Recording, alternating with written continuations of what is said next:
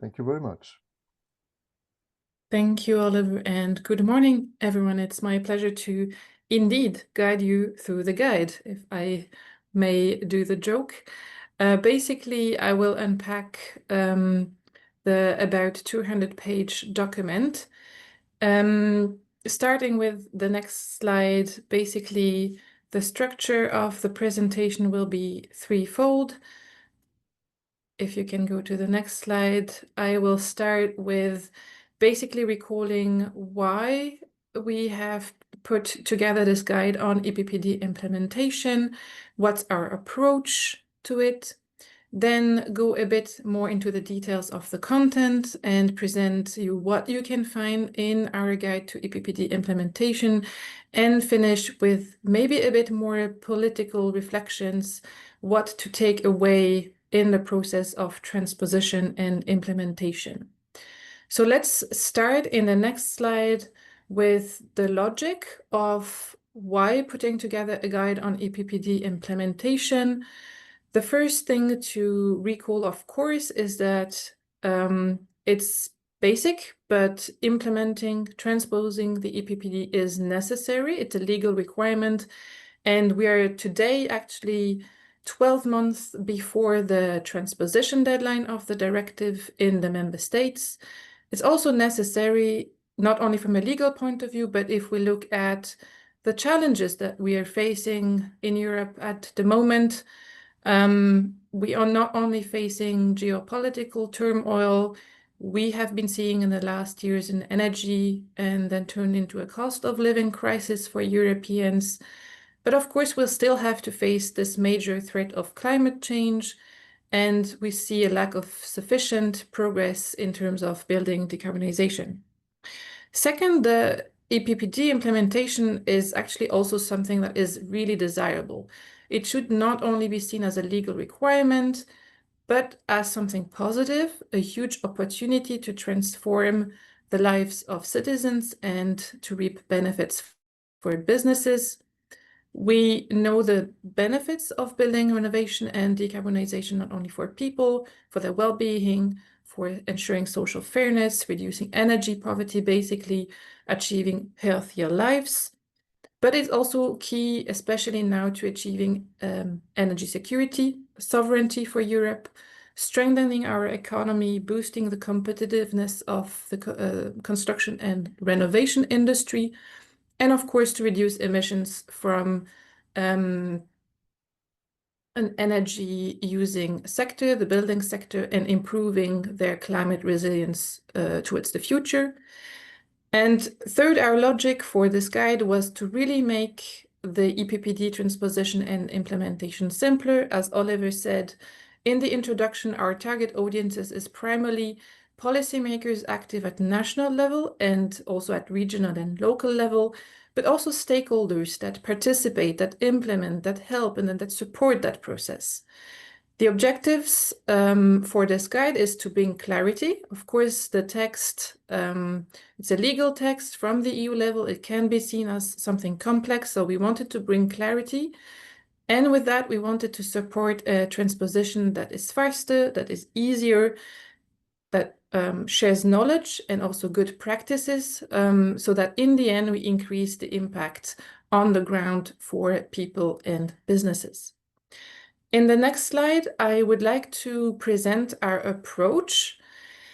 What was really important for BPIE was to adopt a holistic implementation framework. What does it mean? Basically, we wanted to recall that to do a good transposition and implementation, member states and anyone involved should avoid looking at the EPBD in a siloed approach, because provisions basically interact with each other.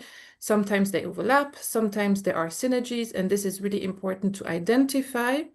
Second point as well is to recall that there are mandatory requirements, obligations, but the supportive framework around it is as important as obligations. Apart from that, and not exclusively, but we try to focus on showing the most impactful provisions or design options. When I say impactful, this is not only for the building sector, but also for society, because the EPBD has really social fairness at its core. And so looking at how to approach transposition and implementation, we wanted to really showcase how to approach design options for policies to make the biggest impact. Finally, we also wanted to highlight that there is some national flexibility in implementation. The EPPD is a directive, so it offers a framework, and sometimes you have many options to choose from as a member state to implement.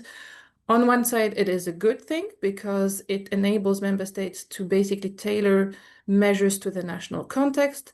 At the same time, it can also be a bit negative, let's say, because you then need to assess different options and decide which one is the best for you. So in this sense, the guide also tries to help, outlining many options to choose from and explaining which one might be the best depending on the context. So next slide. What is actually included in the guide? Our approach was to put provisions together in themes, starting with planning tools to achieve the 2050 vision for the built environment with National Building Renovation Plans. Second, focusing on the renovation of existing buildings with the new measures introduced. Third, looking at the updated standard for construction, as well as the progressive integration of life cycle thinking, which is a new thing in this EPPD revision. And finishing with the strong supportive framework, looking at information, but also advisory services and financial support. In the next slide, I actually explain a bit more how we see these four themes in a system. So if you go to the next slide, you will see in a few seconds how we actually see and portray the Buildings Directive as a system. So starting with the strategic vision, we have the NBRP. Following from that, you have your policies and measures, both on the existing buildings and the new buildings side, underpinned by the supportive framework where we have energy performance certificates, renovation passports, one-stop shops, and financial support. But if you go to the next slide, you will see that actually this is not all. And we propose even more content to dive into. If you want to look at the PPD in a more thematic approach, we wanted to look at some topics that are across the directive, notably the leading role of public buildings, the update of the cost optimal methodology, which is a technical topic, but key to unlock change. And then we also wanted to look at more forward-looking approaches, for example, how to empower a building sector to provide flexibility to the electricity grids, adaptation of buildings to climate risks, and finally, indoor environmental quality and healthier buildings. In the next slide, I wanted to highlight also that we have extracted all of the deadlines that are throughout the directive and try to put some nice visual timelines that would help you basically look at the next decades and see what are the milestones and the deadlines for the different provisions, be it for the different segments, for new or for existing buildings. And in the next slide, again, some parts that I want to draw your attention to. The EPPD guide that BPIE put together, of course, is presenting the most impactful and important provisions of the directive. It basically describes them, it clarifies them in a bit of a less legal wording, and then outlines some policy options. But if you are really looking for specific inputs, I would draw your attention to these four parts. So we have definition boxes, which is really important to understand because the PPD brought new concepts and it's very important to understand them. Of course, we have our BPIE recommendation boxes and we have more than 80 throughout the document. We also wanted to have something that is really palatable and concrete. So we have gathered around 60 good practice examples from projects, from countries, from regions all across Europe. And then finally, focus boxes that look at the interactions between the EPBD and other files of the Fit for 55 package, notably the Energy Efficiency Directive. So next slide. Moving on to basically what we say about all these different provisions. It's really hard to do a guide to the guide, unpacking more than 200 pages in a few minutes, but I will just give you the highlights so you can basically identify where you're most interested to look at based on our structure and table of content. So starting with the next slide, as I said, the first thing in terms of importance and also in terms of sequence would be to look at the planning tools to achieve the 2050 vision. The EPBD is now quite clear that by 2050 we need to achieve a zero emission building stock across Europe in every member state. But at the same time, we have a vision for society. As I said, strong social fairness considerations are included throughout the directive.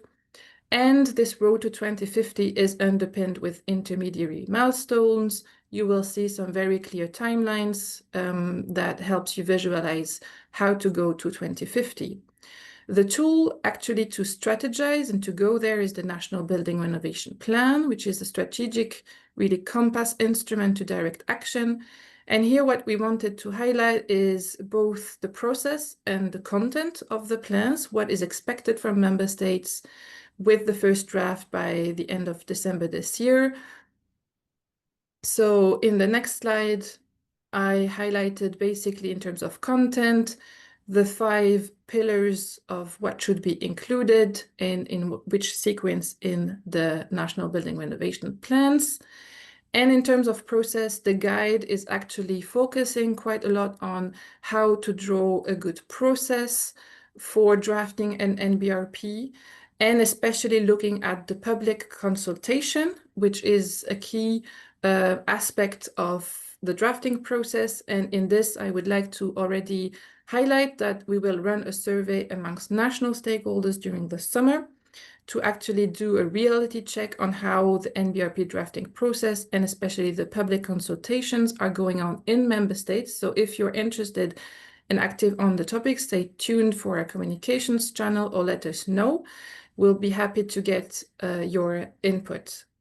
Moving on to the next slide, as I said, we focus quite a bit of the guide on the new measures that target the renovation of existing buildings. And here we decided to do it segment by segment, as this is the approach of the EPBD.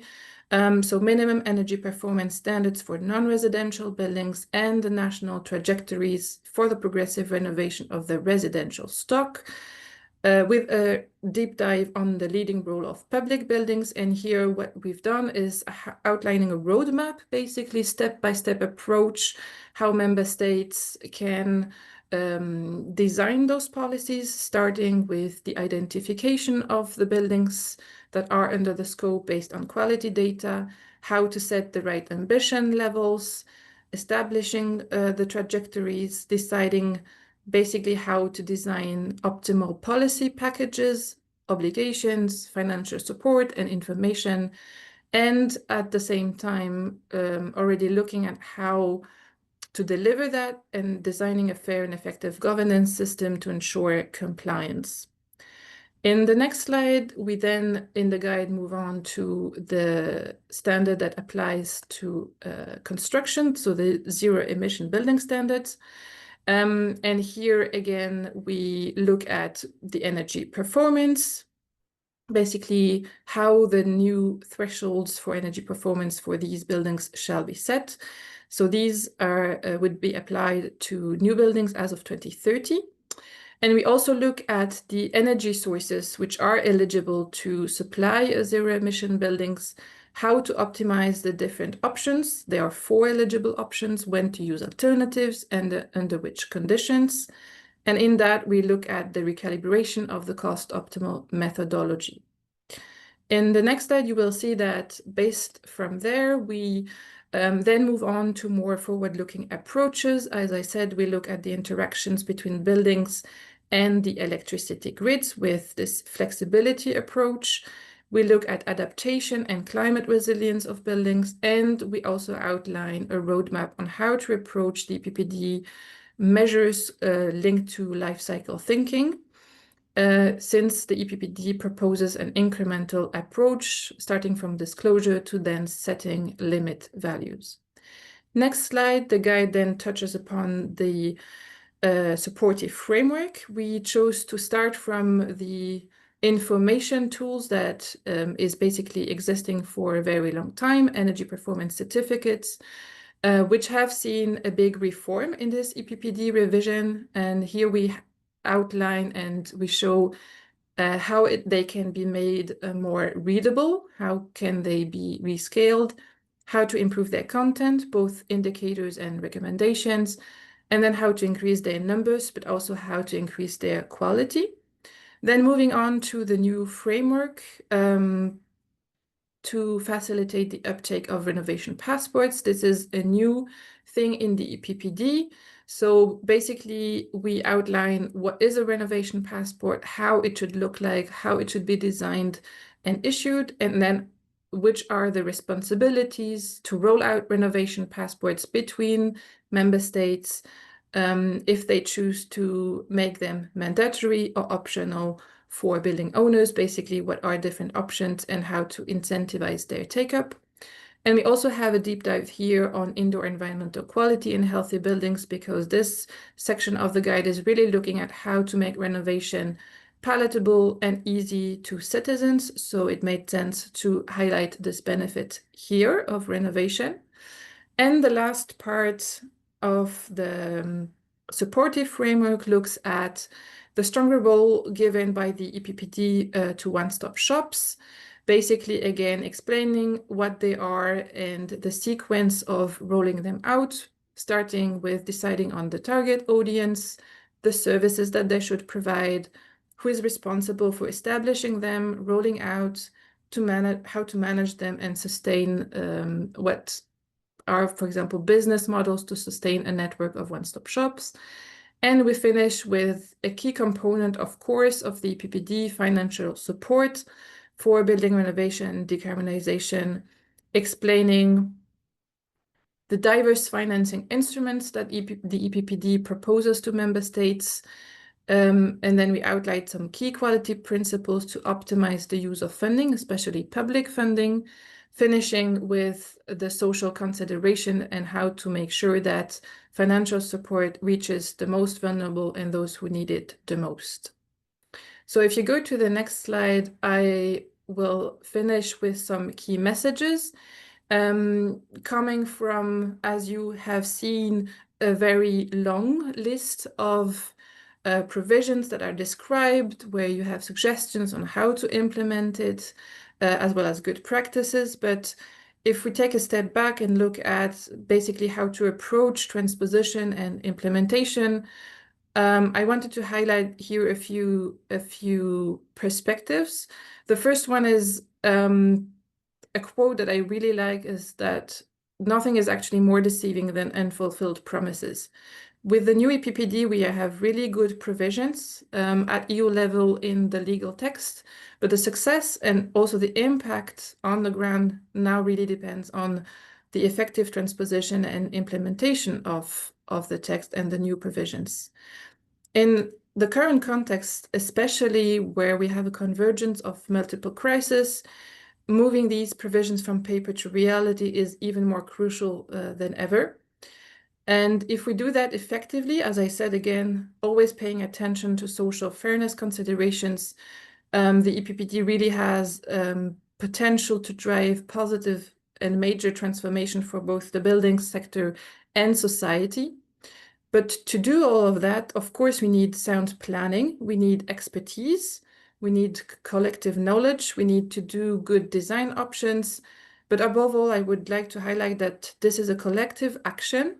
And of course, member states are in the driving seat, but also stakeholders must now act really decisively in that process. And we hope that this guide will pay a contribution, and we hope to propose something to you that is a practical tool, but it's also a call to action to use it yourself, but also to share it and to promote it to everyone that works on building renovation and decarbonization, with the ultimate goal, of course, to turn policy into action and then into results for people and for businesses on the ground. And if I may just finish with one quote, just to give a bit of a hope and enthusiasm to act. This one I really like is, "The secret of getting ahead is getting started." And with that, I hand over back to Oliver for the Q&A and then for the panel. Really looking forward to hear from people that are actually active on the ground at national and at local level. Thank you very much.